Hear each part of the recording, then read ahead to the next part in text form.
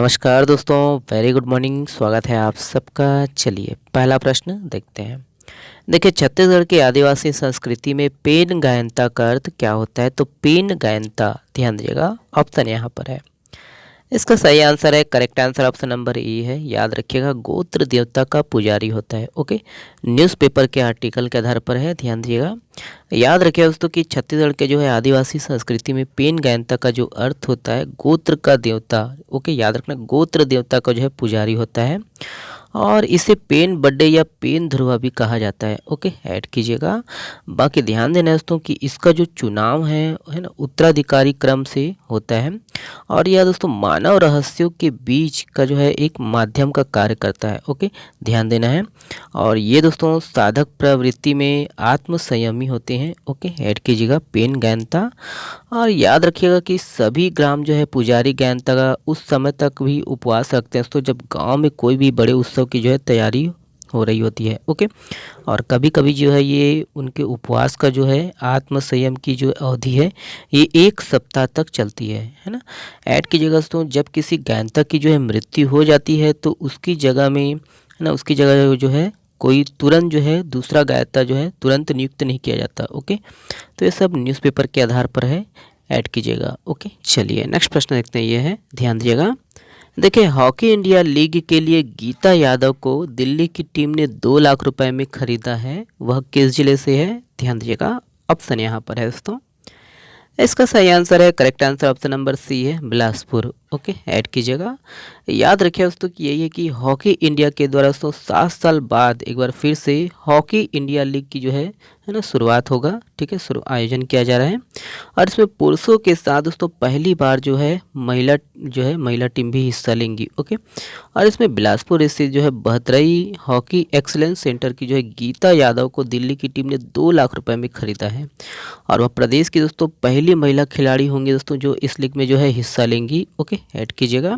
बाकी हॉकी याद रखना, हॉकी लीग जो है हॉकी इंडिया लीग की जो है इसका जो आयोजन है शुरुआत है 28 दिसंबर से ये शुरू होने वाली है। ओके, ऐड कीजिएगा। याद रखना, गीता यादव। ओके, चलिए ये वाला प्रश्न देखिए। देखिए, कांडा विवाह या किस जनजाति में प्रचलित है? तो इम्पोर्टेंट प्रश्न है, आर्टिकल के आधार पर है, ध्यान दीजिएगा। ऑप्शन, इसका सही आंसर है, करेक्ट आंसर ऑप्शन नंबर कौन सा है? तो ऑप्शन नंबर आपका ए सही है, भुंजिया। ओके, ऐड कीजिएगा। भुंजिया जनजाति का जो ये है ना, याद रखना है, विवाह है। ठीक है, कांडा विवाह। ओके, तो देखते हैं सबसे पहले भुंजिया जनजाति। ओके, तो ये याद रखना है कि ये भुंजिया जनजाति द्रविड़न जनजाति है। ओके, द्रविड़ियन प्रजाति की ये जनजाति है। बाकी भुंजिया जनजाति का दोस्तों ये छत्तीसगढ़ राज्य, भुंजिया जनजाति को दोस्तों छत्तीसगढ़ राज्य सरकार के द्वारा विशेष पिछड़ी जनजाति का जो है दर्जा प्राप्त है। ऐड कीजिएगा दोस्तों कि ये रोगों का जो इलाज है ये तपते लोहे से दाग कर करते हैं। बाकी ऐड कीजिएगा कि रसोई घर को क्या बोलते हैं? लाल बंगला कहते हैं। इनकी 2 उपजातियां हैं दोस्तों, याद रखना है, चौखटिया और चिंदा। कहीं कहीं दोस्तों छिंदा भी बोलते हैं। ओके, ऐड कीजिएगा। याद रखिएगा कि यह है कि छिंदा जो भुंजिया है ये बैगा के वंशज माने जाते हैं। बाकी जो चौखटिया भुंजिया है इनकी जो उत्पत्ति है गौड़ स्त्री और हलबा पुरुष से मानी जाती है। ओके, अगर हम संकेंद्रण की बात करें दोस्तों, याद रखिएगा संकेंद्रण कौन कौन से जिलों में है? ध्यान दीजिएगा, ये हम लोग का प्यारा छत्तीसगढ़ और ये दोस्तों ध्यान देना है ना, याद रखना 4 जिलों में इनका जो है संकेंद्रण है। मुख्य रूप से है ना रायपुर। ठीक है, रायपुर संभाग में है इनका, ध्यान दीजिएगा। देखते हैं ये है, देख लीजिएगा कौन कौन सा जिला है। तो ये याद रखिएगा कि भुंजिया जनजाति का संकेंद्रण देख लीजिएगा, ये रायपुर, ये महासमुंद, ये आपका गरियाबंद दोस्तों और ये आपका धमतरी जिला।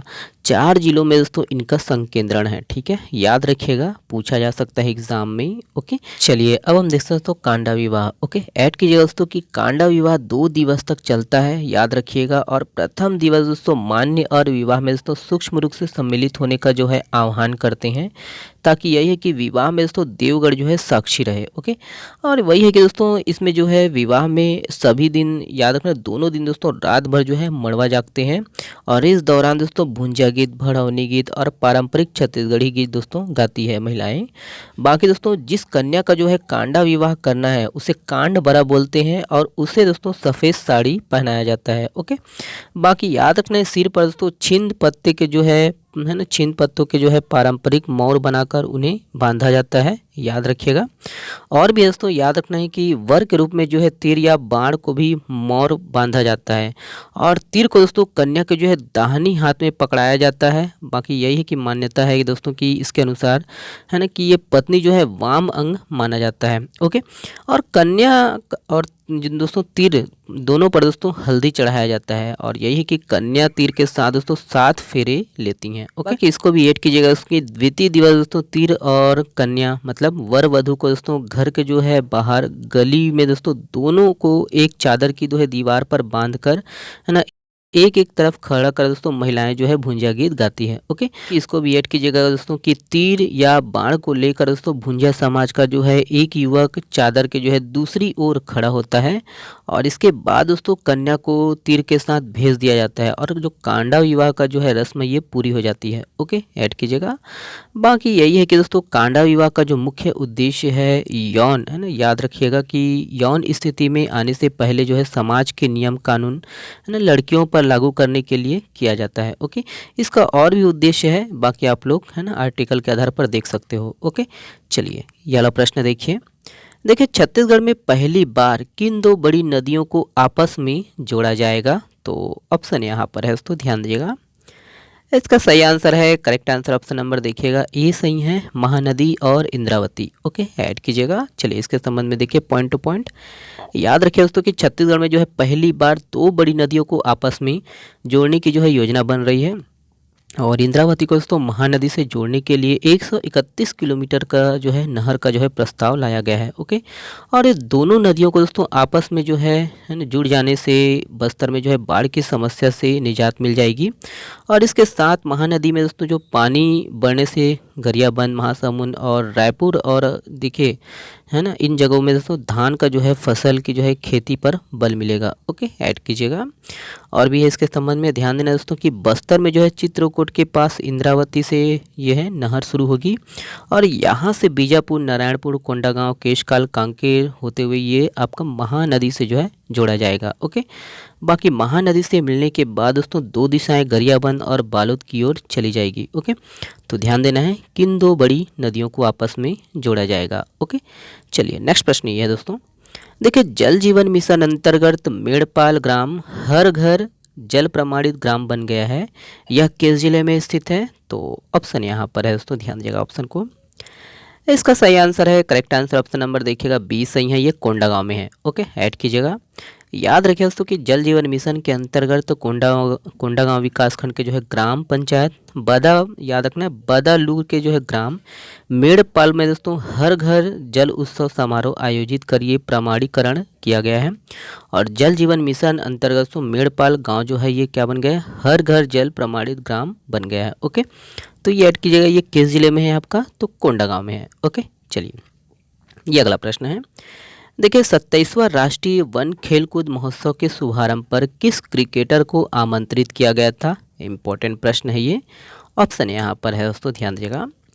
इसका सही आंसर है, करेक्ट आंसर ऑप्शन नंबर ई है, याद रखिएगा सूर्य कुमार यादव। ओके, ऐड कीजिएगा। चलिए ध्यान दीजिए, याद रखिए दोस्तों कि छत्तीसगढ़ में दोस्तों ये तीसरी बार जो है अखिल भारतीय वन खेल कूद जो है महोत्सव का आयोजन हो रहा है। ठीक है, और वही है रायपुर। ठीक है, छत्तीसगढ़ मेजबानी करने जा रहा है, और 27वां राष्ट्रीय खेलकूद महोत्सव का जो शुभारंभ है ये रायपुर में हुआ है। इसका जो आयोजन है रायपुर के दोस्तों कोटा स्थित स्वामी विवेकानंद अंतर्राष्ट्रीय एथलेटिक्स स्टेडियम में किया जा रहा है, और ये प्रतियोगिता याद रखना 16 अक्टूबर से 22 अक्टूबर तक होगा। ओके, ध्यान देना दोस्तों कि इस प्रतियोगिता में जो है 26 खेल स्पर्धा शामिल किया गया है। ओके, ये ध्यान रखना दोस्तों कि इस प्रतियोगिता का जो शुभारंभ है, शुभारंभ याद रखना है, शुभारंभ कार्यक्रम में दोस्तों ये भारतीय क्रिकेटर सूर्य कुमार यादव जी है अतिथि के रूप में आए थे। मुख्यमंत्री जी ने दोस्तों इसका जो है सम्मान किया। ओके, ऐड कीजिएगा। इस स्पर्धा में दोस्तों 29 राज्य, 8 केंद्र शासित प्रदेश, 6 वानिकी संस्थाओं के करीब 3000 खिलाड़ी और अधिकारी हिस्सा ले रहे हैं, और इसमें याद रखना है दोस्तों 584 महिला खिलाड़ी भी हैं। ओके, बाकी इसको भी ऐड कीजिएगा दोस्तों कि है ना ये समापन कार्यक्रम में दोस्तों ओलंपिक पदक विजेता मनु भाकर शामिल होंगी। ओके, ध्यान देना इसको। ओके, चलिए बाकी आज के लिए इतना ही है। ये वाला प्रश्न आप लोगों के लिए है। हाल ही में दोस्तों पीएससी के जो है नए अध्यक्ष किसे नियुक्त किया गया है, इसका जवाब आप लोग को देना है कमेंट्स बॉक्स में। चलिए बहुत बहुत धन्यवाद, शुक्रिया। स्वस्थ रहिए, मस्त रहिए और हाँ पढ़ते रहिए। बाकी दिनों का पीडीएफ मैं डाल दिया हूँ दोस्तों टेलीग्राम चैनल में। वीडियो से ही आपको कुछ सीखने को मिलता है, अच्छा लगता है दोस्तों, है ना। तो छोटा सा हेल्प है, सहयोग है, वीडियो को शेयर कर दीजिएगा। शुक्रिया दोस्तों। चलिए बहुत बहुत धन्यवाद।